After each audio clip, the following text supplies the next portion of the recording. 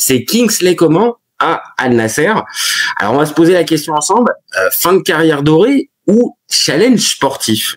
Alors je sais qu'elle est un peu provoque la question parce que on connaît l'Arabie Saoudite et ce que tout le monde dit sur le sujet, mais est-ce que pour toi un Kingsley Coman qui va du côté d'Al Nasser, est-ce que pour toi c'est on va dire une fin de carrière, ou est-ce que c'est un dernier challenge? Alors, pour introduire le truc, moi, j'aimerais poser une question à ceux qui nous regardent et réfléchissez-y pendant qu'on est en train de parler. C'est l'âge de Kingsley Coman. Parce que moi, c'est un paramètre qui m'a un peu choqué quand j'ai regardé les infos. Et ben, Kingsley Coman, il a même pas 30 ans. Alors que, on dirait que c'est un mec qui a fait une carrière énorme. Voilà. Ah bah très clairement, là je vais partager l'info. 29 ans. Alors il a, c'est vrai, débuté très jeune du côté du PSG. Je crois que c'est 2015, je crois qu'il doit débuter. Je crois que c'est ça. 2013. Donc, ça fait 12 ans qu'il est au plus haut niveau. Alors il est passé après par la Juve et ensuite il a intégré le Bayern. Il s'est posé au Bayern. Plus de 227 matchs en Bundesliga, 71 matchs en Champions League. Donc, on parle vraiment d'un gars qui est là depuis un moment. Mais c'est vrai que le 29 ans, ça interpelle. Parce que, oui, forcément, un joueur qu'on a vu depuis aussi longtemps, aussi peu âgé, entre guillemets, bon, ça pose question. Donc, est-ce que, justement, vu cet âge-là, est-ce que ça peut pas laisser entendre, bon, on va dire, maintenant, j'ai fait mon temps en Europe, et j'ai envie de profiter un petit peu derrière. Est-ce que ça veut pas dire ça? Je pense que le message veut dire ça. Maintenant, est-ce qu'on peut le regretter? Oui, carrément. Enfin, moi, je trouve qu'à 29 ans, pour un mec comme ça, donc, ok, on est d'accord, il a ses petits problèmes de blessure et il nous fait gentiment un mois de blessure toutes les saisons. Ouais. On est d'accord, t'es gentil avec ton mode blessure. Mais vas-y. Blessure de Kingsley, vas-y. Mais t'as partagé les stats, en fait, le mec, il est décisif un match sur deux, en fait. Soit il fait un but, soit il fait une passe décisive, et on peut être même plus optimiste que ça, sachant que la saison dernière, il est pas trop titulaire, enfin disons qu'il est plus dans la rotation, il joue pas mal, mais il est plus dans la rotation, donc il y a déjà ça à avoir en tête, donc ce qui l'aide peut-être à moins se blesser aussi, et le mec il est quand même international depuis 2015, donc 2015 ça parle quand même, c'est quand même une stat qui est intéressante. C'est pas rien, et c'est vrai en plus. L'équipe de France, t'es bien placé pour le savoir, est performante depuis cette époque-là. Donc, il a fait partie de plusieurs épopées. Si je me trompe pas, il en est pas par contre de 2018. Non, je crois qu'il est blessé. Enfin, c'est toujours son même problème. Blessé.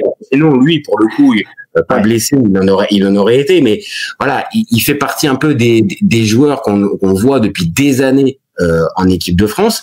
Et est-ce que par exemple là, même si c'est pas le creux de notre débat, est-ce que pour toi, il s'exclut de l'équipe de France en partant à Al Nasser? Ou est-ce qu'au contraire, vu que Al Nasser est un club un minimum ambitieux qui veut essayer de remporter la Ligue des Champions asiatiques ou de participer à la Coupe du Monde des clubs, où il peut y avoir la jurisprudence N'Golo Kanté avec il peut être rappelé par Didier Deschamps? Alors, il serait pas ce poste-là, je te dirais, il serait pas exclu parce que on l'a vu avec Kanté effectivement, mais ce poste en fait c'est l'un des postes en équipe de France où il y a le plus de concurrence. Enfin, tu regardes les Dembélé qui peut évoluer à gauche, tu regardes Olysée, tu regardes tous les joueurs que t'as. Barcola, Doué, tu te dis le mec qui part, malheureusement pour lui, ce sera pas suffisant, même si Al Nasser, il y a quand même des joueurs intéressants et c'est pas la dernière équipe d'Arabie Saoudite. T'as des Joao Félix, t'as des Cristiano encore qui est là, avec cette décennie. Il veut aller marquer ses 1000 buts, donc t'inquiète pas, il va continuer d'être performant et il va vouloir continuer de pousser Al Nasser le plus haut possible. Donc t'as raison, il y a des joueurs de qualité quand même. Je sais plus, je crois que t'as encore un Laporte, mais je sais pas s'il va rester ou pas. Mais Et là, qui est arrivé, surprenant aussi, Mané qui est encore là, bon après je sais pas si, voilà. Il est performant, il reste performant quand tu regardes la feuille de stats. Je fais pas l'expert de l'Arabie Saoudite, mais il a encore des stats qui sont largement honorables. Donc tu vois bien, comme tu le dis, que tu as du joueur dans cette équipe-là, l'équipe reste compétitive et ambitieuse, donc il va pas s'enterrer. Ok, maintenant on est obligé de constater que voilà, ce choix-là, ça acte un petit peu une fin de carrière au très haut niveau pour Kingsley Coman. On en parle souvent dans cette rubrique. Est-ce que toi, par exemple, un club européen, ça aurait eu du sens pour toi, un autre club européen, ou non, vraiment, tu te dis que comme on en a parlé depuis tout à l'heure, depuis 2013, il est là, il a fait le tour de la question, et après le Bayern, difficile de passer à autre chose. Écoute, pour moi, c'est le plus mauvais choix d'aller en Arabie Saoudite, parce que pour moi, il avait encore sa place, que ce soit dans la rotation dans un grand club comme j'aurais bien vu Liverpool, par exemple, puisque Liverpool vient de vendre Luis Diaz au Bayern, donc forcément il y a une place qui se libère à gauche. Ils ont Gakpo, mais derrière Gakpo, ils vont bidouiller un petit peu avec Szoboszlai ou autre. Pour moi, il avait largement sa place, et d'autant plus dans la rotation, il aurait été moins sollicité. Alors après, est-ce qu'il avait envie de découvrir un quatrième championnat, peut-être que oui, peut-être que non. En tout cas, il a réussi en Allemagne, il a réussi en Italie, il a commencé à réussir en France, même si il est parti jeune, donc on n'a pas trop vu.